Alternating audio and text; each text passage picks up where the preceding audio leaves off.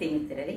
ಇಂದು ನನ್ನ ಈ ವಿಡಿಯೋವನ್ನು ಶುರು ಮಾಡುವ ಮೊದಲು ನಾನು ಅಶ್ವಿನಿ ರಮಾನಂದ ಶೆಟ್ಟಿ ಇತ್ತೀಚೆಗಷ್ಟೇ ಮೊನ್ನೆ ನಿಧನರಾದ ಅವರಿಗೆ ಬಾಷ್ಪಾಂಜಲಿಯನ್ನು ಸಲ್ಲಿಸುತ್ತಾ ಸ್ಟಾರ್ಟ್ ಮಾಡ್ತಿದ್ದೇನೆ. ಅಶ್ವಿನಿ ಶೆಟ್ಟಿಯವರ ಪರಿಚಯ ನನಗೆ ಕೆಲವು ತಿಂಗಳದಂದ್ರೆ ಇನ್ನೂ 1 ವರ್ಷ ಆಗಲಿಲ್ಲ. ಕಳೆದ ಬಾರಿ ಅಕ್ಟೋಬರ್ ತಿಂಗಳಲ್ಲಿ ನಡೆದಂತಹ ಆಶೀರ್ವಾದ್ ಮೆಣಸಿನಗುಡಿಯವರ ಒಂದು ಕುಕಿಂಗ್ ಕಾಂಪಿಟಿಷನ್ ಅವರು ನಮ್ಮ ಮಂಗಳೂರಿನ ಪಿಜ್ಜಾ ಮಾಲ್ನಲ್ಲಿ ಏರ್ಪಡಿಸಿದ್ದರು. ಅದಕ್ಕೆ ಅವರು ಉಡುಪಿಯಿಂದ ಬಂದಿದ್ದರು. ಅಲ್ಲಿ ನಮ್ಮ ಪರಿಚಯವಾಯಿತು. ಪರಿಚಯ ಇಷ್ಟೇ ಸಣ್ಣ ಪರಿಚಯದಲ್ಲಿ ಅವರು ಎಂತಹ ಸ್ನೇಹ ಜೀವಿ ಎಂದು ನನಗೆ ಆಗಲೇ ಗೊತ್ತಾಯಿತು. ಕೂಡಲೇ ನನ್ನ ಹತ್ರ ನೀವು ಉಡುಪಿಗೆ ಬಂದಾಗ ನನ್ನ ಮನೆಗೆ ಬರಬೇಕು, ಯಾಕಂದ್ರೆ ಆಗಷ್ಟೇ ನಮಗೆ ಪರಿಚಯವಾದದ್ದು. ಅವರ ಮನೆ ಅಡ್ರೆಸ್ ಕೊಟ್ಟರು. ಅಲ್ಲದೆ ಆಗ ನಾನು ಹೇಳಿದೆ, ನಿಮ್ಮ ಬಳ್ಳಾಲ್ ಕಾಬೇಜ್ ಬಹಳ ಚೆನ್ನಾಗಿ ನಡೀತಾ ಉಂಟು, ಅದರಲ್ಲಿ ನೀವು ಒಂದು ಗಾಜಿನ ಬಳೆಗಳ ಬಗ್ಗೆ ಹೇಳಿದ ವಿಷಯ ಬಹಳ ಚೆನ್ನಾಗಿದೆ, ಹಾಗೂ ಅದನ್ನು ನೀವು ಮಾಡಿಸ ತೋರಿಸ್ತಿದ್ದೀರಿ. ನಿಮ್ಮ ಕೈಯಲ್ಲಿರುವ ಬಳೆಗಳನ್ನು ನೋಡುವಾಗಲೇ ಗೊತ್ತಾಗ್ತದೆ. ನಿಮಗೆ ರಾತ್ರಿ ಮಲಗುವಾಗ ಅದು ಕಿರಿಕಿರಿ ಆಗುದಿಲ್ವಾ ಅಂತ ನಾನು ಕೇಳಿದೆ. ಖಂಡಿತವಾಗಿಯೂ ಇಲ್ಲ. ಒಮ್ಮೆ ಅಭ್ಯಾಸ ಆದರೆ ಎಲ್ಲವೂ ನಮಗೆ ಯಾವುದೂ ಕಿರಿಕಿರಿ ಆಗುದಿಲ್ಲ ಅನ್ನುವ ಮಾತನ್ನು ಅವರು ಆಡಿದ್ರು. ಮತ್ತು ಅವರು ಹೇಳಿದ್ರು, ನೀವು ಹೀಗೆ ಕುಕಿಂಗ್ ಇಷ್ಟು ಚೆನ್ನಾಗಿ ಮಾಡ್ತೀರಿ, ಯಾಕೆ ನಮ್ಮ ಟಿವಿಗೆ ಬರ್ತೀರಿ? ನಮ್ಮ ಟಿವಿ ಅವಲಕ್ಕಿಯ ಅದ್ಭುತದಲ್ಲಿ ನಿಮ್ಮನ್ನು ನಾನು ನೋಡಿದ್ದೇನೆ, ಹಾಗಾದ್ರೆ ನಿಮಗೂ ಒಂದು ಕುಕಿಂಗ್ ಚಾನೆಲ್ ಅನ್ನು ಸ್ಟಾರ್ಟ್ ಮಾಡಬಹುದಲ್ಲ ಎಂಬ ಒಂದು ಪ್ರೋತ್ಸಾಹವನ್ನು ನೀಡಿದರು. ಆ ಬಳಿಕ ಅದೇ ಅಕ್ಟೋಬರ್ ತಿಂಗಳ ಎಂಡಿನಲ್ಲಿ ನಾನು ನನ್ನ ಈ ಯೂಟ್ಯೂಬ್ ಚಾನೆಲ್ ಅನ್ನು ಸ್ಟಾರ್ಟ್ ಮಾಡಿದ್ದು. ಹಾಗಾದ್ರೆ ಎಂತಹ ಸ್ನೇಹ ಜೀವಿ ಅಂತ ಅಲ್ಲಿಯೇ ನನಗೆ ಅವರದ್ದು ಗೊತ್ತಾಯ್ತು. ಅವರ ಮಗನಾಗ್ಲಿ ಒಂದು ಸಣ್ಣ ಅಲ್ಲಿ ಕಾಂಪಿಟೇಷನ್ ಒಳಗೆ ಒಂದು ಸಣ್ಣ ಕಾಂಪಿಟೇಷನ್ ಇಟ್ಟಾಗ ನನಗೆ ಹೆಲ್ಪ್ ಮಾಡ್ತಾ, ಆಂಟಿ ಅದು ಹೇಳಿ ಇದು ಹೇಳಿ ಅಂತ ಹೇಳ್ತಾ ಏನು ಪ್ರೋತ್ಸಾಹ ಮಾಡಿದ. ಎಲ್ಲರಿಗೆ ಅವರ ಮಕ್ಕಳಿಗೆ ಈ ಒಂದು ದುಃಖವನ್ನು ಸಹಿಸುವಂತ ಶಕ್ತಿಯನ್ನು ದೇವರು ಕೊಡ್ಲಿ ಅಂತ ಹೇಳುತ್ತಾ ನನ್ನ ಇವತ್ತಿನ ವಿಡಿಯೋ ನಾನು ಕಾಶಿ ಹಲ್ವಾವನ್ನು ಅವರಿಗಾಗಿ ಸಮರ್ಪಿಸುತ್ತಿದ್ದೇನೆ. ಹಾಗಾದರೆ ನಾನು ಕಾಶಿ ಹಲ್ವಾವನ್ನು ಹೇಗೆ ಮಾಡಿದ್ದೇನೆಂದು ನೋಡೋಣವಲ್ಲವೇ? ನಮಸ್ತೆ ಮಿತ್ರರೇ, ಬೋಳೂರು ಸುವರ್ಣ ಚಾನಲ್ಗೆ ನಮಗೆಲ್ಲರಿಗೂ ಸ್ವಾಗತ. ಇವತ್ತೊಂದು ಸ್ವೀಟ್ ಮಾಡೋಣ. ನನ್ನ ನೇಬರ್ ಒಬ್ಬರು ನನಗೆ ನೋಡಿ ಒಂದು ದೊಡ್ಡ ಇಡೀ ಬೂದು ಕುಂಬಳ ಕೊಟ್ಟಿದ್ದಾರೆ. ಅಂದರೆ ಇದರಲ್ಲಿ ನಾನು ನಿನ್ನೆ ಒಂದು ಸರ್ತಿಗೆ ಕಾಶಿ ಹಲ್ವಾ ಮಾಡಿ ನೋಡಿದೆ, ಬಹಳ ಚೆನ್ನಾಗಿ ಬರ್ತದೆ. ಬಟ್ ತುಂಬ ಎಳೆಯದಾದರಿಂದಾಗಿ ಸ್ವಲ್ಪ ಇದನ್ನು ಸ್ಕ್ರೇಪ್ ಮಾಡುವಾಗ ಸ್ವಲ್ಪ ನೀರು ಹೆಚ್ಚು ಬರ್ತದೆ. ಆದ್ರೆ ಸಹ ಬಹಳ ರುಚಿಯಾಗಿ ಬಂತು. ಅಂದರೆ ಅವರೇ ಮನೆಯಲ್ಲಿ ಬೆಳೆಸಿದಂತಹ ಇದು ಕುಂಬಳಕಾಯಿ ಅಂತೆ ಬಹಳ ರುಚಿಕರವಾಗಿದೆ. ಹಾಗಾಗಿ ನಾನು ವೀಕ್ಷಕರಿಗೂ ಒಮ್ಮೆ ಮಾಡಿ ತೋರಿಸುವ ಅಂತ ನಾನಿವತ್ತು ಬೆಲ್ಲದಲ್ಲಿ ಮಾಡ್ತಾ ಇದ್ದೇನೆ ಈ ಕಾಶಿ ಹಲ್ವಾವನ್ನು. ಬೆಲ್ಲ ಮತ್ತೆ ಈ ಗೇರು ಬೀಜ ಮತ್ತು ದ್ರಾಕ್ಷಿ ಆಪ್ಷನಲ್, ನಿಮಗೆ ಬೇಕಿದ್ರೆ ಹಾಕೊಳ್ಬಹುದು. ಮತ್ತೆ ಸ್ವಲ್ಪ ಕಾಳುಮನ್ ಹಾಗೂ ಇಲ್ಲಿ ನೋಡಿ ತುಪ್ಪ. ನಾನು ಹೇಗೂ ಕೇಸಿ ತುಪ್ಪವನ್ನೇ ಬಳಸ್ತಿದ್ದೇನೆ. ಹಾಗಾದ್ರೆ ಮೊದಲಿಗೆ ನಾವಿದನ್ನೀಗ ಸಿಪ್ಪೆ ಸುಲಿದು ಇದನ್ನು ಸ್ಕ್ರೇಪ್ ಮಾಡಲಿಕ್ಕೆ ಅದು ಸ್ಕ್ರೇಪ್ ಮಾಡುವ, ಇಲ್ಲದ್ರೆ ಕಟ್ ಮಾಡಿ ಸಹ ನಾವು ಮಾಡಬಹುದು. ನೋಡೋಣ ಹೇಗೆ ಮಾಡುವುದಂತ. ವೀಕ್ಷಕರೇ ನೋಡಿ, ಎಲ್ಲ ಸಿಪ್ಪೆಯನ್ನು ತೆಗೆದಿಟ್ಟುಕೊಂಡೆ. ಅದರಲ್ಲಿ ಅದು ಫುಲ್ ತಗೊಳ್ಳಿಲ್ಲ, ಇಷ್ಟು ಭಾಗವನ್ನು ನಾನು ಇನ್ನು ನಾಳೆ ಸಾಂಬಾರು ಮಾಡಲಿಕ್ಕೆ ಇಟ್ಕೊಂಡಿದ್ದೇನೆ.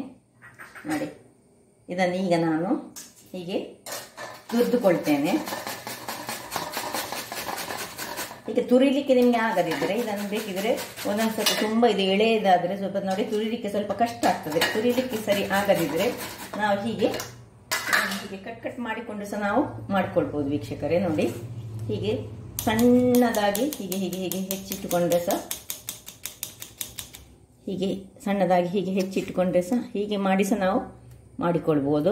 ಒಂದೊಂದ್ಸತಿ ತುಂಬಾ ಎಳೆಯದಾದ್ರೆ ಇದನ್ನು ನೋಡಿ ಹೆಚ್ಚಲಿಕ್ಕೆ ನೋಡಿ ಅಷ್ಟು ಚೆನ್ನಾಗಿ ಬರುವುದಿಲ್ಲ. ಹೆಚ್ಚಲಿಕ್ಕೆ ಹೀಗೆ ಸ್ಕ್ರೇಪ್ ಮಾಡಲಿಕ್ಕೆ ಆದ್ರೆ ಮಾಡಿಕೊಳ್ಳಿ, ಇಲ್ಲದಿದ್ರೆ ಹಾಗೆ ಕಟ್ ಮಾಡಿಕೊಂಡ್ರೆ ಸಾಕ್ತದೆ. ನಾನೀಗೆಲ್ಲವನ್ನು ಚೆನ್ನಾಗಿ ಹೀಗೆ ಮಾಡಿ ಸಹ, ಅಥವಾ ಹೀಗೆ ಆಗದಿದ್ರೆ ಕೊನೆಗೆ ಕಟ್ ಮಾಡಿಕೊಂಡು ತೋರಿಸ್ಕೊಳ್ತೇನೆ ನಿಮಗೆ. ಸ್ಕ್ರೇಪರಲ್ಲಿ ನೋಡಿ ಇಷ್ಟು ನಾನು ಸ್ಕ್ರೇಪ್ ಮಾಡಿಕೊಂಡೆ. ಇನ್ನೂ ಸಹ ಕೆಲವರು ಏನ್ ಮಾಡ್ತಾರೆ, ಅದರದ್ದು ನೋಡಿ ಇದರಲ್ಲಿ ನೀರು ಸಹ ಬರ್ತದೆ. ಇದನ್ನು ವೇಸ್ಟ್ ಮಾಡ್ಲಿಕ್ಕಿಲ್ಲ. ಇದನ್ನು ನಾವು ಗ್ಲಾಸ್ನಲ್ಲಿ ಹಾಕಿ ಇದು ಮಾಡಿ ಕುಡಿಬಹುದು, ಬಹಳ ಒಳ್ಳೆಯದು. ಇಲ್ಲದಿದ್ರೆ ನಾವೀಗ ಮಾಡುವ ಇದಕ್ಕೆ ಯೂಸ್ ಮಾಡ್ಕೊಳ್ಳೋಣ. ಇಲ್ಲಿ ನೋಡಿ, ಇದು ಅದರದ್ದು ತಿರುಳುಗಳಿರ್ತವೆ. ಕೆಲವರು ಇದನ್ನು ಯೂಸ್ ಮಾಡುದು ಬಿಸಾಡ್ತಾರೆ. ಇದನ್ನು ನಾವು ಸಾಂಬಾರ್ ಮಾಡ್ಲಿಕ್ಕೆ ಮಾಡಿದ್ರೆ ಅದಕ್ಕೆ ಹಾಕೊಂಡು ಯೂಸ್ ಮಾಡ್ಬೋದು. ಅಥವಾ ನೋಡಿ ಹೀಗೆ ಅದು ಕಟ್ ಮಾಡಲಿಕ್ಕೆ ಆಗೋದಿಲ್ಲ ಹೇಳಿ ಕೆಲವರು ವೇಸ್ಟ್ ಮಾಡ್ತಾರೆ. ವೇಸ್ಟ್ ಮಾಡುವ ಅಗತ್ಯ ಇಲ್ಲ. ಇದನ್ನೆಲ್ಲ ಏನು ಮಾಡಬೇಕು ಹೇಳಿದರೆ, ಇದನ್ನು ಹೀಗೆ ಸಣ್ಣದಾಗಿ, ಇದು ಬಹಳ ಎಳೆ ದಟ್ಟವಾದ ಕುಂಬಳಕಾಯಿ, ಬೂದು ಕುಂಬಳಕಾಯಿ ವೀಕ್ಷಕರೇ. ಅದರಿಂದಾಗಿ ನಾನು ಒಮ್ಮೆ ಆಗ್ತದೆ ಇಲ್ವಾ ಅಂತ ಎಣಿಸಿ ನಾನು ಮೊದಲು ಸುರಿಗೆ ಮಾಡಿದ್ದೇನೆ. ಬಹಳ ರುಚಿ ಹಿಡಿದರೆ ಬಹಳ ರುಚಿಕರವಾಗಿರ್ತದೆ.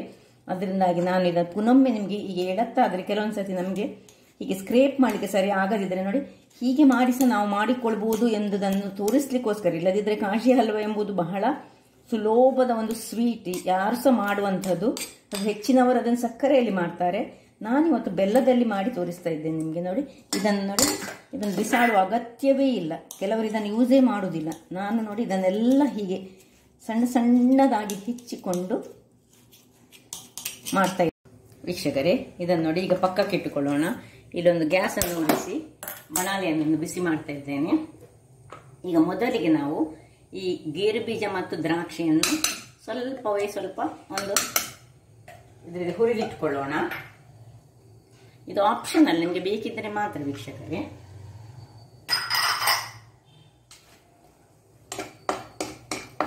ಸ್ವಲ್ಪ ಗೇರು ಬೀಜ ಮತ್ತು ಸ್ವಲ್ಪ ದ್ರಾಕ್ಷಿ. ಇದು ಕಟ್ ಗೇರು ಬೀಜ ಆದ್ರೆ ಸಾಕ್ತದೆ, ಇಡೀ ಗೇರು ಬೀಜಗಳು ಬೇಕಂತ ಇಲ್ಲ. ಇದು ಸ್ವಲ್ಪ ಕಂದು ಬಣ್ಣಕ್ಕೆ ಬರುವಾಗ ಈ ದ್ರಾಕ್ಷಿಯನ್ನು ಹಾಕೊಳ್ಳೋಣ.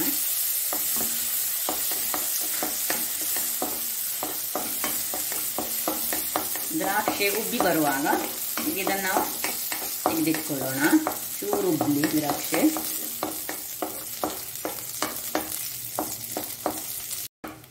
ವೀಕ್ಷಕರೇ ನೋಡಿ ಎಲ್ಲ ದ್ರಾಕ್ಷಿ ಉಬ್ಬಿ ಬಂತು.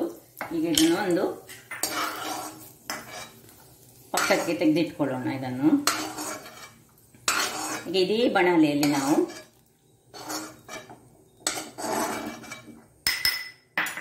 ಇದನ್ನು ನಾವೀಗ ಲೆಕ್ಕ ಮಾಡಿಕೊಳ್ಬೇಕು. ಇದರಲ್ಲಿ ಎಷ್ಟು ಉಂಟಂತ ನೋಡಿಕೊಳ್ಬೇಕು. ನೋಡಿ ಮೊದಲಿಗೆ ಎಲ್ಲ ಹಿಂಡಿಕೊಂಡು ಒಂದು ಅದು ಹಾಕಿದೆ, 2 ಒಟ್ಟು ನೀರೆಲ್ಲ ಸೇರಿ ಒಟ್ಟು 3 ಇದರಲ್ಲಿ ನಮ್ಮದು. ಇದು ಯಾಕೆ ನಾನು ಲೆಕ್ಕ ಮಾಡಿದ್ದು ಹೇಳಿದೆ, ಮತ್ತೆ ಬೆಲ್ಲ ಎಷ್ಟು ಹಾಕೊಳ್ಳಿಕ್ಕೆ ಹೇಳಿ. ಯಾವಾಗಲೂ ನಮ್ಮ ಹತ್ರ ಎಷ್ಟು ನಾವು ಈ ತುರಿದ ಕುಂಬಳಕಾಯಿ ಉಂಟು ಅದರ ಅರ್ಧದಷ್ಟು ಭಾಗದಷ್ಟು ಬೆಲ್ಲ ಹಾಕೊಂಡ್ರೆ ಸಾಕಾಗ್ತದೆ. ಈಗ ಇದನ್ನು ಸ್ವಲ್ಪ ಹೀಗೆ ಮಾಡಿ ಒಳ್ಳೆ ಸ್ವಲ್ಪ ಚಿಟಿಕೆಯಷ್ಟು ನಾನು ಉಪ್ಪನ್ನು ಹಾಕೊಳ್ತಿದ್ದೇನೆ. ಹಾಕಿ ಅದೇ ನೀರಿನಲ್ಲಿ ನಾವು ಬೇಯಲಿಕ್ಕೆ ಇದನ್ನು ಸ್ವಲ್ಪ ಹೊತ್ತು ಹೀಗೆ ಬೇಯಲಿಕ್ಕೆ ಬಿಡೋಣ. ಮುಚ್ಚಳವನ್ನು ಮುಚ್ಚಿ ಬೇಯಲಿಕ್ಕೆ ಬಿಡ್ತಿದ್ದೇನೆ. ಮಿತ್ರರೇ ಇಲ್ಲಿ ನೋಡಿ ಸಾಧಾರಣ 3/4 ವಾಸಿ ಬೇಯಿಸಿ. ಕೆಲವರೆಲ್ಲ ಹೀಗೆ ಬೇಯಿಸುವುದಿಲ್ಲ. ನಾನು ಯಾಕೆ ಹೇಳಿದ್ದು, ಎಳತ್ತಾಗಿ ನಾನು ನೀರನ್ನು ಇದಕ್ಕೆ ಹಾಕೊಂಡಿದ್ದೇನೆ. ಅದಕ್ಕೋಸ್ಕರ ನಾನು ಸ್ವಲ್ಪ ಈ ರೀತಿಯಾಗಿ ಮೊದಲು ಸ್ವಲ್ಪ ಬೇಯಿಸಿಕೊಂಡದ್ದು. ಈಗ ನಾನು ಇದಕ್ಕೆ ಈ ಎಷ್ಟು ಅಳತೆಯಲ್ಲಿ ನಾನು ತೆಗೆದುಕೊಂಡಿದ್ದೇನೆ ಅದರ ಅರ್ಧದಷ್ಟು ಬೆಲ್ಲವನ್ನು ಹಾಕೊಳ್ತಿದ್ದೇನೆ ವೀಕ್ಷಕರೇ.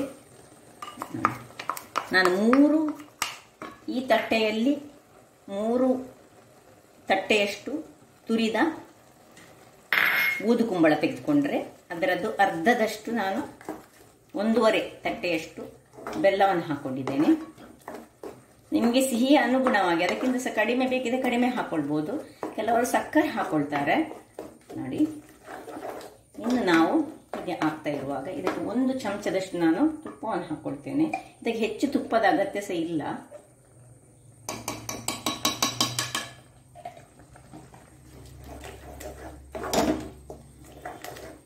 ಹೀಗೆ ಇದರದ್ದು ನೀರು ಅದರಲ್ಲಿ ಆರಬೇಕು, ಮತ್ತೆ ಅದು ಗಟ್ಟಿಯಾಗಬೇಕು, ಬೆಲ್ಲ ಗಟ್ಟಿಯಾಗಬೇಕು. ಸ್ವಲ್ಪ ತಿರುಗಿಸಿಕೊಳ್ಳೋಣ. ಎಲ್ಲ ಬೆಲ್ಲಗಳು ಅದರಲ್ಲಿ ಒಳ್ಳೆ ಮಿಕ್ಸ್ ಆಗಬೇಕು.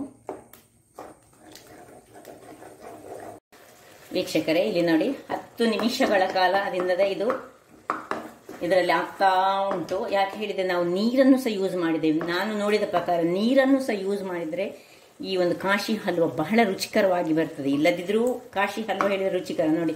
ಮತ್ತೆ ನಾನು ಇದರದ್ದು ತಿರುಳನ್ನು ಸಹ ಹಾಕಿದ್ದೇನೆ. ಆದ್ರಿಂದಾಗಿ ಅದರಲ್ಲಿ ನೀರಿನ ಅಂಶ ಜಾಸ್ತಿ, ಆದ್ರಿಂದಾಗಿ ತೊಂದರೆ ಇಲ್ಲ.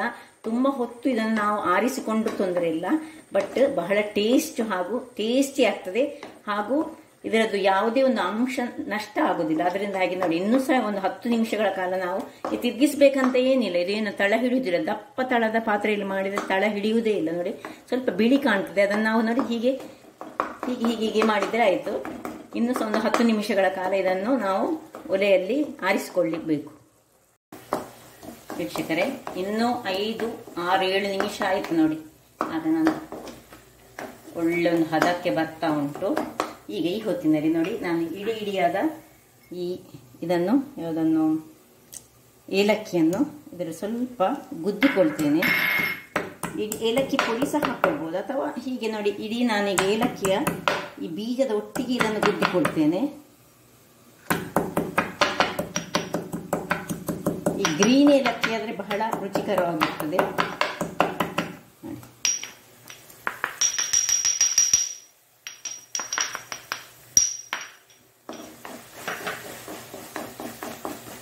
ಇನ್ನು ಸ್ವಲ್ಪ ಇನ್ನೊಂದು ಚಮಚದಷ್ಟು ತುಪ್ಪವನ್ನು ಹಾಕೊಳ್ತಿದ್ದೇನೆ.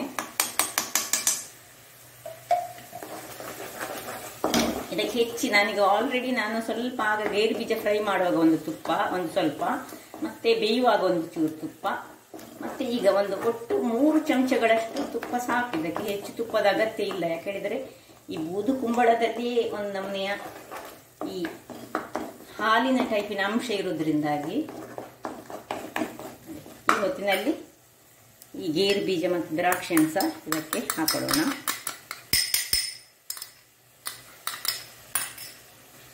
ಹೇಗೆ ಬಂತು ನೋಡಿ. ಇನ್ನು ಸ್ವಲ್ಪ ಡ್ರೈ ಆಗಬೇಕು. ಸ್ವಲ್ಪ ಡ್ರೈ ಆದ ಕೂಡಲೇ ಸಾಕು. ಇನ್ನು ಯಾಕಂದರೆ ಲೆಕ್ಕಕ್ಕಿಂತ ಹೆಚ್ಚು ಸಹ ಡ್ರೈ ಮಾಡಲಿಕ್ಕಿಲ್ಲ. ಅದು ಮತ್ತೆ ತನ್ನಷ್ಟಕ್ಕೆ ಸ್ವಲ್ಪ ಹೊತ್ತಾಗುವಾಗ ಗಟ್ಟಿ ಆಗ್ತದೆ. ಯಾಕಂದರೆ ನಾವು ಬೆಲ್ಲ ಹಾಕಿದಲ್ಲ, ಬೆಲ್ಲ ಆಗದಿಂದ ಇದರಲ್ಲಿ ಪಾಕ ಆಗ್ತಾ ಉಂಟು ನೋಡಿ. ಇದರಲ್ಲಿ ಆಯ್ತು. ಈಗ ಗೇರು ಬೀಜ ಎಲ್ಲ ಹಾಕಿ ಆದ ಮೇಲೆ ಇಷ್ಟಾದರೆ ಸಾಕು ನೋಡಿ. ತುಪ್ಪ ಸಹ ಅದರಲ್ಲೇ ತುಪ್ಪದ ಪರಿಮಳ ಇಲ್ಲಿ ಹೊಡಿತಾ ಉಂಟು ಮೂಗಿಗೆ. ಇದರಲ್ಲಿ ಸ್ವಲ್ಪ ತುಪ್ಪ ಹಾಕಿದ್ದು, ಆದರೂ ತುಪ್ಪ ಬಹಳ ಪರಿಮಳಯುಕ್ತ ಆಗ್ತಾ ಉಂಟು. ಇಷ್ಟ ಆಗುವಾಗ ಆಫ್ ಮಾಡ್ಕೊಳ್ಳೋಣ. ಯಾಕೆ ಹೇಳಿದ್ರೆ ಇನ್ನು ಸ್ವಲ್ಪ ಹೊತ್ತು ಇನ್ನು ಸಹ ಇಟ್ಟರೆ ಇದು ಗಟ್ಟಿ ಆಗ್ತದೆ. ಗಟ್ಟಿ ಆಗೋದು ಬೇಡ ನಮಗೆ. ಇದು ಆಫ್ ಮಾಡಿಕೊಂಡು ಈಗ ಸರ್ವ್ ಮಾಡೋಣ. ನೋಡಿ, ಬಿಸಿ ಬಿಸಿ ಬಿಸಿಯಾದ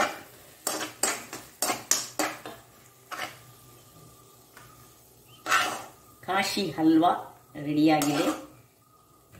ಬಹಳ ಸೊಗಸಾಗಿರ್ತದೆ. ನಾನು ಒಂದು ನಿನ್ನೆ ಎಲ್ಲ ಮೊನ್ನೆ ಮಾಡಿದ ಬ್ಯಾಚ್ ಖಾಲಿ ಆಯಿತು ನಂದು.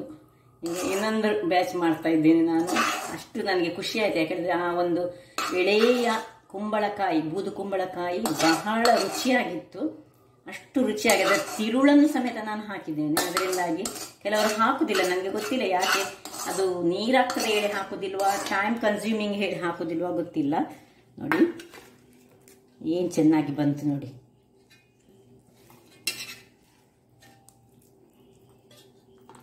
ಬಹಳ ರುಚಿಕರವಾಗಿದೆ. ಸ್ವಲ್ಪ ಟೇಸ್ಟ್ ಮಾಡಿದ್ರೆ ಸಹ ಸ್ವೀಟ್ ಎಲ್ಲ ಕರೆಕ್ಟವಾಗಿ ಬಂದಿದೆ. ಹಾಗಾದರೆ ನೋಡಿದ್ರಲ್ಲ ವೀಕ್ಷಕರೇ, ಒಂದು ಎಳೆಯ ಬೂದುಕುಂಬಳ ಆದರೂ ತೊಂದರೆ ಇಲ್ಲ.